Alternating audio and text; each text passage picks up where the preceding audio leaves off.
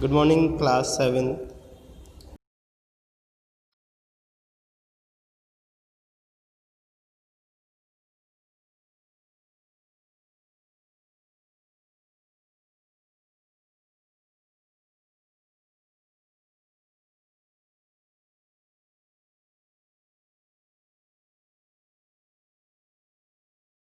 हैं लॉचिन वॉर और इसके राइटर हैं वॉल्टर स्कॉट। सबसे पहले राइटर के बारे में देख लेते हैं। Sir Walter Scott born in 1771 and he was dead in 1832 was a Scottish writer।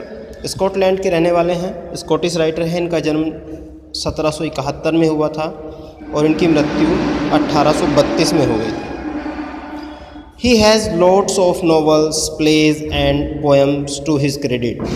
काफ़ी सारे नॉवेल्स इन्होंने लिखे, नाटक इन्होंने लिखे और कविताएं भी इन्होंने लिखी। The following poem written by him is a ballad। Ballad जो पोएम की फॉर्म है, इसका मतलब है सॉन्ग और पोएम ऐसी फॉर्म में लिखा हुआ जिसको लिटरेचर फॉर्म दिया गया हो। Which is an old musical form, ballads are often composed by anonymous composers, passed down from generation to generation, bearing an ancient story। Ballad का एक और भी मतलब होता है कि ऐसी पौराणिक कथाओं से लिया गया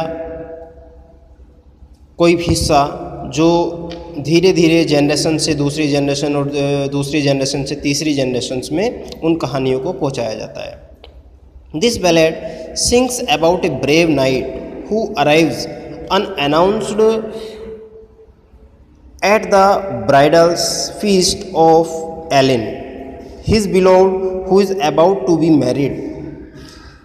इस कहानी का जो मुख्य पात्र है वो एक योद्धा है, एक सैनिक है जो कि बहादुर है बहुत, जो कि बिना किसी घोषणा के, बिना किसी को बताए अपनी अपनी प्रेमिका के विवाहोत्सव में पहुंच जाता है जिसका नाम एलिन है। Who is about to be married, जिसकी शादी होने वाली है। Lochinvar claims one dance with the bride but there is more on his mind than just a dance. लेकिन वहाँ पर पहुंचकर जब उससे क्वेरी होती है कि तुम यहाँ क्यों आए हो, तो वो बोलता है कि सिर्फ मैं दुल्हन के साथ डांस करने के लिए यहाँ पर आया हूँ, लेकिन उसके दिमाग में कहीं कुछ और ही चल रहा था। Let's read this poem and find out what did he want. आइए स्टैंजा वाइज पोएम को पढ़ते हैं और एक्सप्लेनेशन भी इसकी करते हैं साथ के साथ। Oh young Lochinvar is come out of the west, through all the wide border his steed was the best, and save his good broad swords he weapons had none। He rode all unarmed and he rode all alone, so faithful in love and so dauntless in war, there never was knight like the young Lochin war। O young Lochin war is come out of the west। West यहाँ पर England और Scotland, ये जो Prince है Scotland से belong करता है, England में पहुँच जाता है। तो वेस्ट जो बताया गया है वहाँ की जो बॉर्डर लाइन है उसके लिए यूज़ किया गया है। Young Lochinvar is come out of the west, west से बाहर आता है यानी कि सीमा को पार करके दूसरी सीमा में एंटर करता है। Through all the wide border his steed was the best. Through all the wide border, सारे जो बॉर्डर है उसको क्रॉस करने के लिए हिज स्टीड, स्टीड मीन्स यहाँ पर है हॉर्स, उस हॉर्स के लिए यूज़ किया गया है जिसका इस्तेमाल करके वो पहुंचता है अपनी ब्राइड के पास। वॉज द बेस्ट यानी कि सर्वोत्तम घोड़ा का इस्तेमाल करके वो पहुंचता है, उसकी घुड़सवारी करके वहाँ पहुंच जाता है। And save his good broad sword he weapons had none. And save his good broad sword, broad sword मतलब यहाँ पर है sword with a wide blade, एक ऐसी तलवार जिसके बहुत ज़्यादा धारदार है। ही वेपन्स हैड नन, इसके अलावा उसके पास कोई भी हथियार नहीं है। ही रोड ऑल अनआर्म्ड, बिना किसी आर्मी के पहुंच जाता है। And he rode all alone, और बिल्कुल अकेला पहुंच जाता है। So faithful in love and so doubtless in war, उसे अपने प्रेम पर बहुत ही ज़्यादा विश्वास है। And so doubtless in war, और वो युद्ध से भी घबराने वाला योद्धा नहीं है, फियरलेस है, बिल्कुल doubtless, fearless. There never was knight like the young Lochinvar. कवि कहता है कि दूसरे सेना में जाना उसके लिए दूसरी सेना में जाने के जैसा ही था, क्योंकि दूसरे देश में जा रहा है अपनी प्रेमिका को पाने के लिए, बिना किसी हथियार के, बिना किसी सेना के, अकेला, बिल्कुल अकेला अपनी प्रेमिका के विवाहोत्सव में पहुंच जाता है। और उस समय में यंग लोचिन वॉर के जैसा कोई भी दूसरा योद्धा नहीं है। Next stanza, he stayed not for brake and he stopped not for stone. Brake and he stopped not for stone, यानी कि रास्ते के जो कठिन सफ़र है, कंकरीली झाड़ियाँ, कंकड़ पत्थर हैं, वो भी उसको नहीं रोक पाते हैं।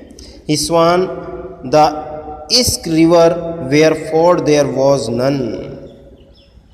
ही swam the Esk river where ford there was none. Swam the Esk river, जो इस्क रिवर है वहाँ पर बहने वाली है एक नदी। Stayed not for broke bushes on the way, जो रास्ते की आने वाली झाड़ियाँ हैं, कंकरीली पत्थर हैं, उन सब से नहीं घबराता है। और ford a shallow point where the river can be crossed on foot, यानी कि ऐसा नदी का एक ऐसा पॉइंट जहाँ पर केवल हम ऐसे ही उसको पार कर सकते हैं, तैरने की आवश्यकता नहीं पड़ती है। तो इस रिवर को भी वो पार करता है। बट एयर का मतलब यहाँ पर है before. But ere he alighted at near by gate the bride has consented the gallant come late. लेकिन उससे पहले वो वहाँ पर पहुँचता है, दरवाजे पर पहुँचता है। The bride has consulted the gallant come late, दुल्हन भी वहाँ पर पहुँच जाती है। और गैलेंट से मतलब है ब्रेव, बहादुर योद्धा भी वहाँ पर पहुँच जाता है। For a laggard in love and a dastard in war was to wed the fair Ellen of brave Lochinvar. For a laggard in love, अपने प्यार में पूरा भरोसा उसको है। एंड डेस्टर्ड इन वॉर, और युद्ध में भी उसको पूरा विश्वास है कि वो अपने प्यार को किसी भी तरीके से पा सकता है। Was to wed the fair Ellen of brave Lochinvar, कि जो फेयर सुंदर एलन जो उसकी प्रेमिका है वो उसको लोचिन वॉर को, बहादुर लोचिन वॉर को ही मिलेगी, वो चाहे किसी भी प्रकार से उसको प्राप्त करे। Come to next stanza. So boldly he entered the Netherby hall. So boldly he entered the Netherby hall. इतनी बहादुरी से वह एंटर्ड करता है Netherby hall। Netherby hall यानी कि जहाँ पर विवाह समारोह चल रहा था। Among bridesmen and kinsmen, kinsman मतलब ब्राइड्समैन तो आप समझते होंगे, यानी कि जो दुल्हन है, दुल्हन के पक्ष वाले लोग, उस दुल्हन के माता पिता, अदर पर्सन, कजिन्स वगैरह जो भी हैं। एंड किन्समैन्स का मतलब है blood relative and brothers and all, वो सब लोग भी वहाँ पर उपस्थित हैं। Then spoke the bride's father and his hand on his sword, तभी उसके फादर के सामने लोचिन वॉर आ जाता है। लोचिन वॉर जब उसको देखते हैं तो उसके फादर बोल उठते हैं, जिनके हाथ में तलवार भी है। For the poor craven bridegroom said never a word, oh come ye in piece hair और कम ये इन वार, क्वेश्चन किया जाता है कि तुम ब्राइड रूम यहाँ पर क्या करने के लिए आए हो, तुम्हारा इरादा यहाँ पर शांति का है या युद्ध का है। जो एलेंस के फादर हैं, एलेंस के फादर उससे क्वेश्चन करते हैं कि तुम यहाँ पर क्यों आए हो, किस इरादे से आए हो, युद्ध करने के इरादे से आए हो या शांति के इरादे से आए हो। और to dance at our bridal young lord Lochinvar, या दुल्हन का जो दुल्हन है एलेन, या उसके साथ डांस करने के लिए आए हो, young lord Lochinvar. I long wooed your daughter, my suit you denied, love swells like the Solway but ebbs like its tide, and now am I come with this lost love of mine, to lead but one measures drink one cup of wine. There are maidens in Scotland more lovely by fair, that would gladly be bribed to the young Lochinvar. यहाँ पर reply करता है इस stanza में लॉचिनवार अपने जो questions उससे किया जाता है उसके एलेंस के फादर के द्वारा। The I long wooed your daughter, यानी कि मैं काफ़ी लंबा रास्ता, जंगल का रास्ता पार करके आया हूँ आपकी डॉटर से मिलने के लिए। My suit you denied, my suit यानी कि रिक्वेस्ट यानी कि जो मेरी प्रार्थना थी आपकी डॉटर से शादी करने के लिए, आपने उसको डिनाइड कर दिया, आपने उसके लिए मना कर दिया। Love swells like the Solway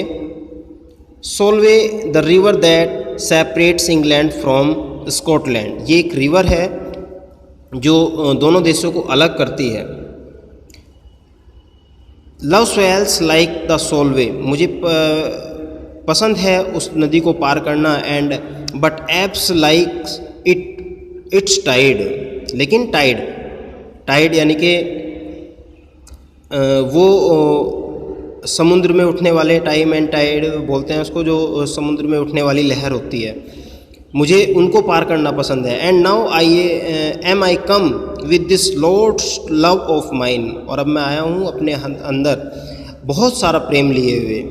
to lead but one measures drink one cup of wine, यहाँ आने का जो मेरा उद्देश्य है सिर्फ एक कप वाइन लेना है। There are maidens in Scotland more lovely by fair, for Scotland में बहुत सारी शूटेबल्स गर्ल्स हैं जो कि मुझे मिल सकती हैं, बहुत सुंदर भी है। That would gladly be bride to the young Lochinvar, और जो खुशी यंग लॉचिनवार की ब्राइब बनना भी पसंद करेंगी। स्टूडेंट्स 1, 2, 3 एंड 4 स्टैंजाज हमने आज अपनी इसमें कंप्लीट कर लिए हैं। Next there are 8 stanzas in this poem, काफ़ी लॉन्ग पोएम है, 8 स्टैंजाज हैं। तो नेक्स्ट स्टैंजा हम अपनी नेक्स्ट वीडियो में कंप्लीट करेंगे, तब तक आप इसको इतना ही रीड करें। इसके जो हार्ड वर्ड्स हैं, हार्ड वर्ड्स को भी नोट कर लें, और हार्ड वर्ड्स के बाद आज आप केवल इतना ही वर्क करेंगे, इसकी रीडिंग करेंगे अच्छी तरह से। काफ़ी इंटरेस्टिंग पोएम है, आगे का वर्क हम नेक्स्ट वीडियो में करेंगे। Okay, bye students.